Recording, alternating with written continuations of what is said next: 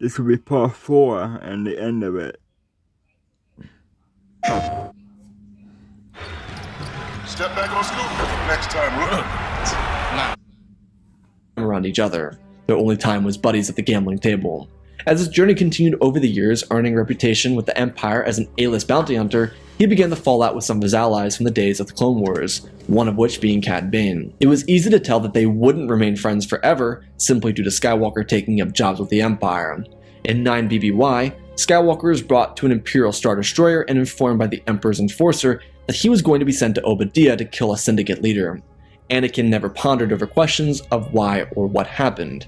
He just needed the fob and he went on his way. Though the enforcer liked to talk. He was big and had a boisterous personality. Not that he had one when he was serving the Jedi Order during the Clone Wars, but now that he had power under his Emperor, his ego was larger than life.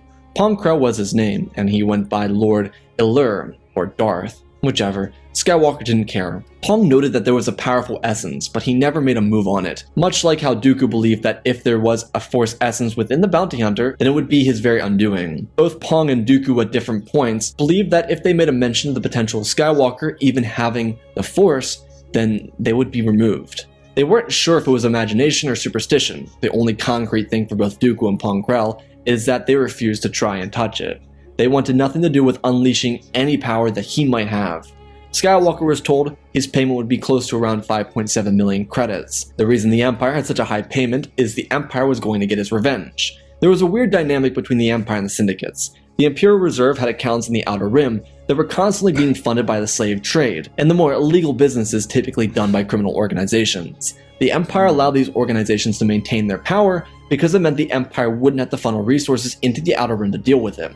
This dynamic allowed both the syndicates and the Empire to have their own space, and because Crimson Dawn never rose, there was never an issue until now. One of the leaders of the Pike Syndicate had been embezzling funds from an account on Kessel. To be fair, the syndicate leader had no clue the account was secret or codenamed account for the Empire, but in doing this, there was no going back. The Empire didn't just forgive, they made examples, and because they made examples, they would deal with it. Skywalker was the only bounty hunter willing to go up against the Pikes. Maybe because it was personal for him, they were still participating in slavery, or maybe it was because he would kill anything that moved as long as it paid. All that mattered to the Empire is that someone would get the job done. The payment he received was half of what the Empire would have had to pay for Imperial Storm Commandos to do it, though the Empire could not risk the information getting out that Imperial elite units were storming the Syndicates due to an accounting issue on Kessel.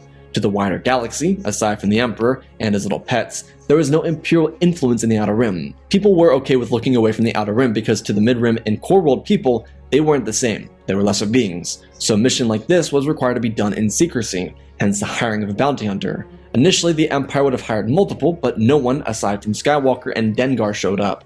Dengar backed out, not wanting to be hunted by the Syndicate for the rest of his life. Skywalker was already being hunted, and if they could cripple the Syndicate head, then it wouldn't be an issue to fend off more thugs on the daily. He entered his ship, and he was given a number of supplies by the Empire. Detonators, rockets, his vessel was even given fuel, and his ammo was filled up. They also lent him a KX series droid, just for this mission alone. They knew he was going alone, and it was much easier pass off a bounty hunter stealing a KX droid than the Empire using a bunch of them. It was treading delicately over glass in a way. Skywalker had his plan laid out. They would land away from the palace on Obadiah. They would sneak into the facility, because he had been here a number of times, so he knew it relatively well. After everything was packed up, the vessel lifted out of the hangar bay and departed for Obadiah. As he was gathering up his supplies, the KX droid picked some things up and handed it to him, expressing that it was knocked out of his cot when the droid accidentally bumped it. Anakin looked over at the droid and held it in his hands. He couldn't believe it. 13 years had gone by since he last seen his ghost. What a tragedy that Zena Pax had been gone for so long. But not a day went by when he didn't think about her, about the non-lethal dart, and all the time that passed since they last saw each other. He often wondered if she made it off of Tatooine, and if she did, where she may have run off to. The little object was one of the trinkets he was going to give her. It was actually the one he got from his final mission before going to her. It was an earring, a mismatched pair. Zena always liked to wear different earrings on each ear. She thought it was funny, and she believed it was a good way to see her in a crowd. Zena knew how elusive she was, and she always wanted Anakin to be able to find her. He brought this earring so that he'd express to her that he always wanted the ability to find her. Before he left to go and meet up with her the night before he got the bounty on her, he lost the earring. He searched for it for hours, and he could never find it. Even the night he was meant to go and find her, the hunter, he searched for it, believing that if he could find it, he could find her. There came a point when he stopped searching for it and just believed that As she was, the earring was a figment of his imagination, a ghost if you will. What a shame too. She would have loved it. Anakin's heart sank into his stomach. The KX droid informed him of the jump to hyperspace, and he felt the engines kick on and blast off into the direction of the Pike Syndicate homeworld. Anakin held the earring, and he tried to look for a place to get rid of it. But the longer he held it, the more memories he could see. The times of Mos Espa, their first meeting, the peace, the warmth, the comfort. She was everything to him. Did he have everything, or did he throw everything away? It's not like he could ever escape her. The scar was always visible on his hand. He tried to cover it up, but he never could. It just remained with him, permanent, like the scar she left on his heart. Skywalker walked over to the cot and placed the earring down on the pillow, expressing to himself that the day would come when he could get rid of it. He told the strategy to the KX droid, and everything would be done. The cold responses of the lethal Imperial drone just continued to ice his heart. He turned the sympathetic side of him off and switched into his hunting gear. He would kill these slavers and make them pay.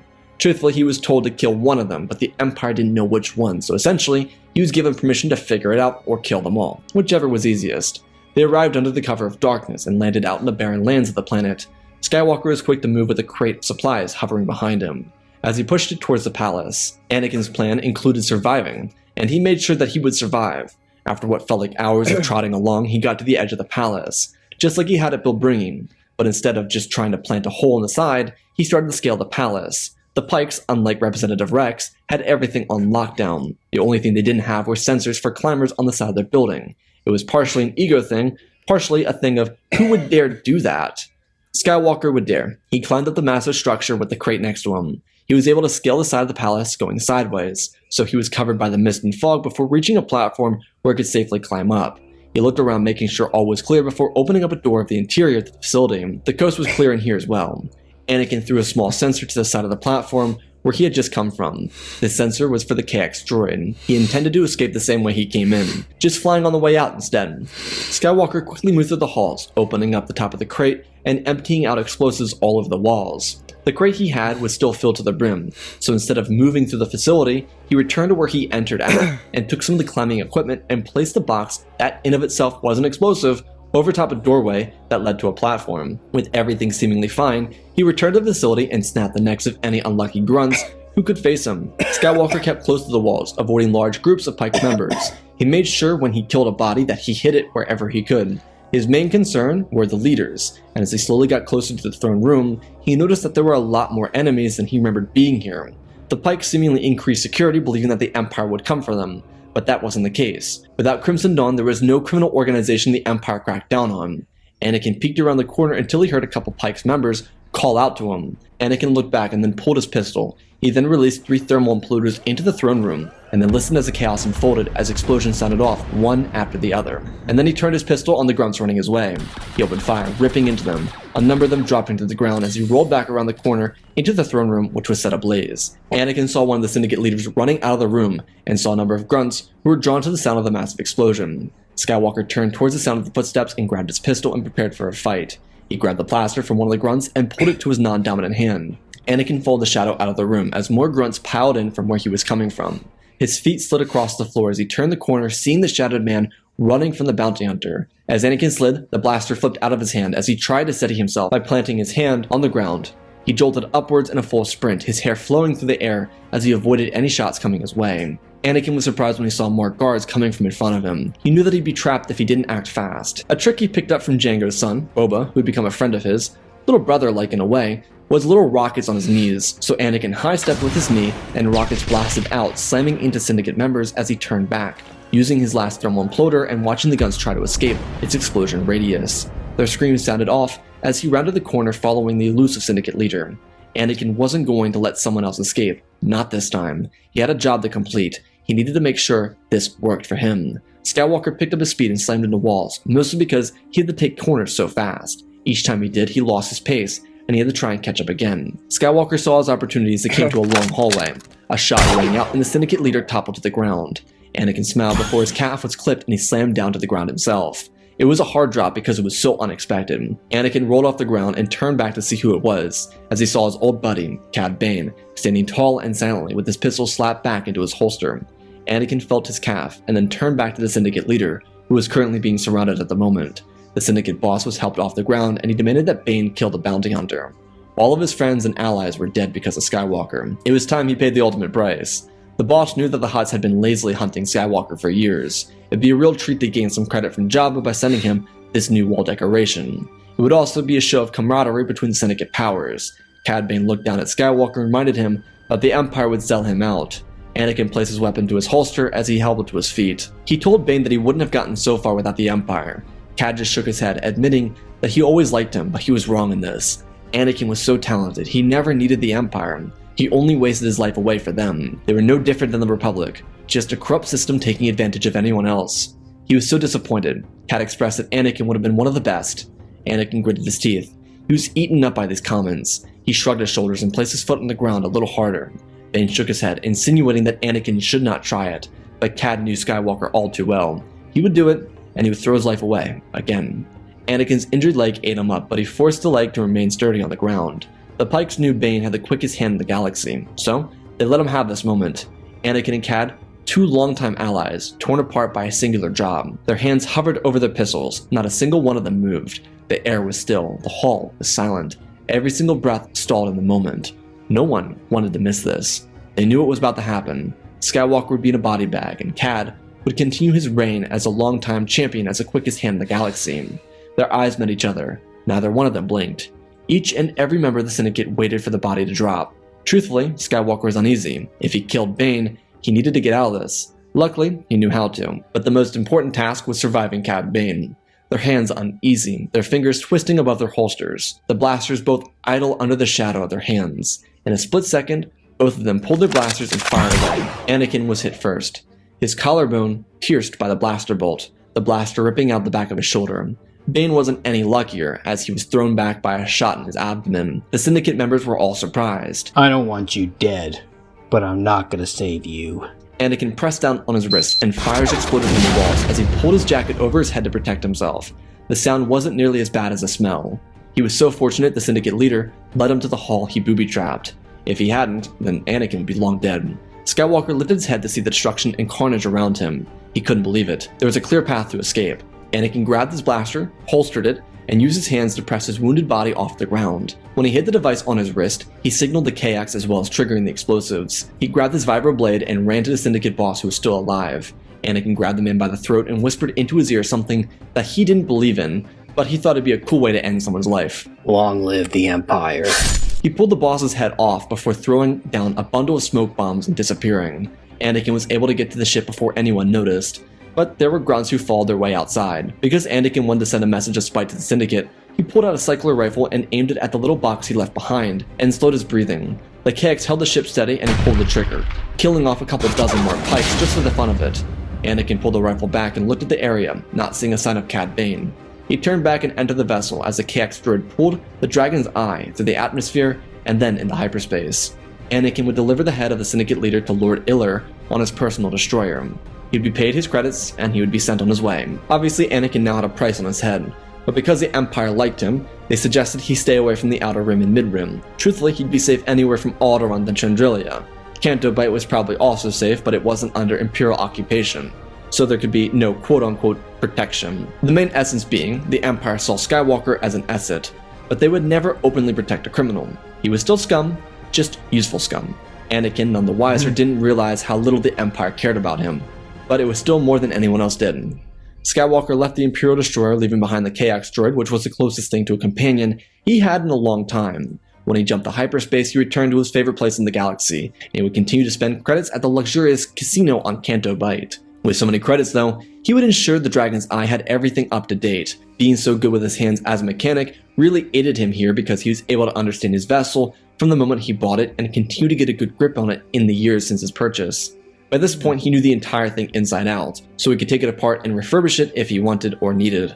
Though he didn't need to. The ship was juiced up to go faster than it usually was, and initially designed to go. The reinforced hull in the exterior allowed it to tank damage but also go fast, which is what Skywalker loved the most. So, since he had all these extra credits, he decided that he would spend time on a new friend, buying himself a little droid. Though the only issue is that the droid and him didn't exactly bond. They were fine with each other, comfortable being the best and most quality word to describe the dynamic between the two of them. Anakin couldn't stay on Canto Bight for long though. He knew that the Syndicate was hunting him down, and thanks to Boba, he was able to know when the Syndicate was closing on its location. The bounty hunters, for the most part, were never much trouble for him. Anakin moved from Canto Bight to Alderaan for a little while, before bouncing off to check out Coruscant and the sights there for a period of time. Anakin's issue over the years was his inability to sit still. He always needed to be doing something, or on the move, or whatever. Because of that, he was always flying around. It cost credits, but he had over 10 million before he started this little hiatus. That was mostly in part thanks to the generosity of the Empire. He would take their calls from time to time, but the one burden that sat within him was if he really killed his friend or not. He thought that he gave Cad Bane a fair chance to escape, but no one had heard anything of Cad since the incident on Obadiah. While the syndicates didn't explicitly blame the Empire, they realized that they could be in danger if they got too big. Most of the syndicates believing that the reason the Empire struck at Obadiah was because of how large the Pike Syndicate had become. Obviously, that wasn't the case, but it didn't really matter. Anakin's little endeavor to the Pike homeworld shook the criminal empires to their core. They were all under the impression that Imperial Storm Commanders were responsible for it.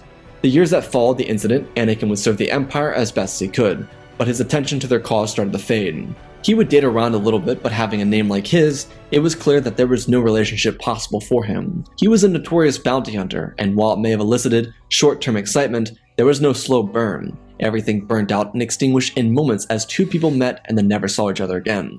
This cycle continued to eat away at him. All the while, he kept to his own. As he continued serving the Empire, he watched it slowly lose power, as he realized that all of his life, he was chasing realities that meant nothing. He had wonderful stories, but with the Empire crumbling, his circles got smaller and smaller. The belief was that once the Alliance won the Civil War with the Empire, they would hunt him down and execute him for his crimes against the galaxy. But in reality, Skywalker knew the truth. He wouldn't be burdened by the Alliance when it rose to power. Unlike the Syndicate or the Empire, they wouldn't hunt him down. He may have served the Empire, but he wasn't considered by the public to be a loyalist. The few rebels he encountered never lived to tell the tale of their encounter anyways, and in many ways, he over the years became more like his beloved Zena Pax. He was able to disappear like a ghost and become a shadow in the galaxy. By the time of his 45th birthday, the Empire would seemingly fall apart at the Battle of Endor. Despite how cut off Skywalker was from most real relationships, he was able to do trade in secrets or even rumors. At the gambling tables on Canto Bight, he would learn of the rumors circulating around the destruction of another super weapon at Endor. The warmongers who sold to the Alliance and Empire were all big bettors on Canto Bight. They talked, and Anakin listened. Of course, there were alternative means for trading of secrets, which Anakin took pleasure in as well. Rumor had it that a Jedi Knight named Astrid Kryze Kenobi went to the Emperor's throne room over Endor, and was the only survivor, having gone into a room with the Emperor and his enforcer Pong Krell. She was known as a force of terror to Imperials. She also survived an explosion that ripped the second battle station apart. Daughter of the Duchess of Mandalore and the former Jedi Knight Obi-Wan Kenobi, she was a new era of Jedi, according to rumors at least. Being that she used a code name for her last name, she was able to hide her identity as a Kryze, keeping her Mandalorian people safe. The name she used was something like Jin. During this year, the year that the Empire would sing its final song, Anakin would have his run-in with one person who finally treated him unlike a renowned bounty hunter. He had his reputation, but she saw more to him than just that. Despite his isolation over the years, Skywalker held himself very highly. He was always very poised, and wearing an upper-class uniform. While it may have been a bit less modest by Canto Bight and Inner Rim standards, people didn't care. He was Anakin Skywalker, the quickest shot in the galaxy. As the Empire fell, Anakin would run into the upper-class Princess of Amora. It was a mid-rim world, and she was here spending her family's money because she hated the idea of being pinned up inside the palace all day. She knew of Skywalker because her mother called a bounty on her uncle when she was 24. Anakin was only 26 when he did the bounty. Now they were 45 and 44. She only a year and a half younger than he. They met at the high-stakes craps table, before switching to roulette and then their final stop of the night at the Dragon's Eye. Anakin expected her to leave in the morning, but she didn't, and from there, he and Kala Well were pretty much inseparable. They spent time getting to know each other and know who the other was. Anakin by this point had outlived the Syndicate leaders who had any interest in him. Those who were still alive during his peak years stopped caring. They knew it was just wasting resources. Skywalker was no longer working for an empire that would send him after them. They called it a draw. Just let bygones be bygones. Skywalker, in reality, was the victor of the match. He and Kala would continue spending time with each other on a rather consistent basis. She would bring him back to Velmore, but she wouldn't be brought to Tatooine. One day, as they were solidifying their bond with each other, Kala found a dusty earring inside the Dragon's Eye. They'd been open with each other about everything from each other's past, so Kala didn't care that it probably belonged to a one-night memory. Of course, that wasn't the truth. Anakin had lied. A part of him never wanted to let go, but he knew he couldn't even if he wanted to. The travesty about the jewelry that he would have given to Xena is that Kala started to wear the piece consistently. She was in love with its vibrant beauty. It had this allure to it, and she treasured it as if he had gone to a cluster of stars and handpicked it just for her.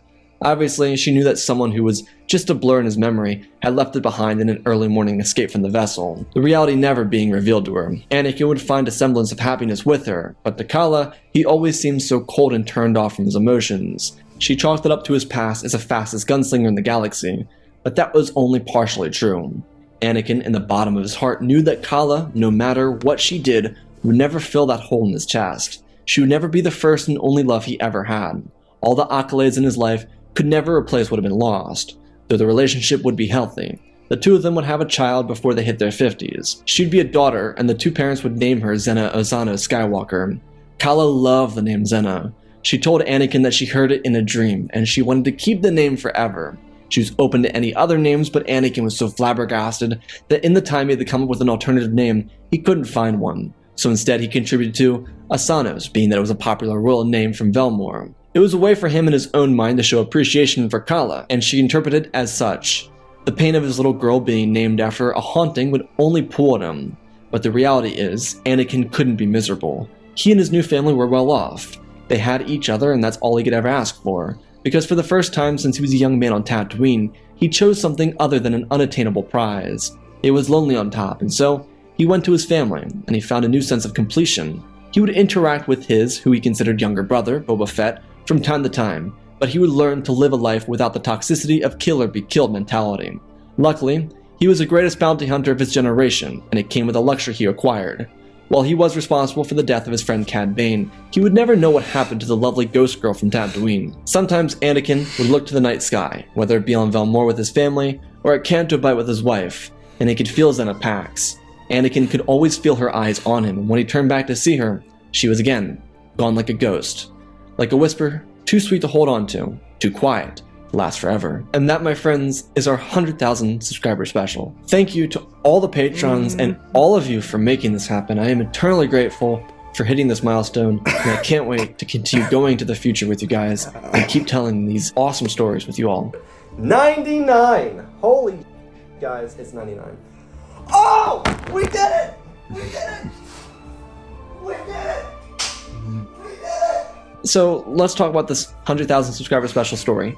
The main thing that I really wanted to focus on was what choice did Anakin choose? Obviously he's a bounty hunter, but I always want to make the story feel a little bit more tangible. Yeah, we have the bounties and the story of him actually being a bounty hunter, but that choice, what did he give up? I wanted that illusion to be with you the entire time. What was he giving up in that moment that he chose the Syndicate over Xena? Was he getting everything or was he giving up everything? And that dilemma I wanted to sit with you until the end of the story. And it's still kind of up to your own interpretation if he actually got everything in the end or if he gave everything up. But that's kind of the whole idea I wanted to go with. This kind of this idea that's going to live with you for a little bit after the story ends and be well, this is what I think or this is what you think. Obviously, I have my own interpretation of it, but I want you guys to have your own. I think that caps us off as probably the best story I've told on this channel. I hope you all enjoyed it. Thank you all again for 100,000 subscribers. I can't believe it. Thank you guys so much. I love you all as always. And remember, my friends, may the Force be with you. Not yet.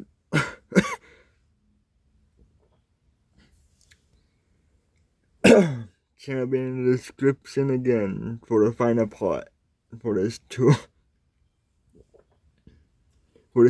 video in the 4 parts.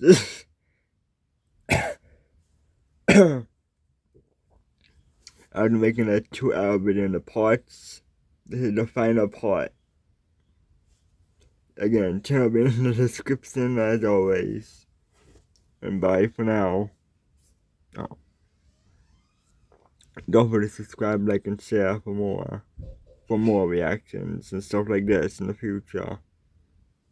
Bye for now, until next time.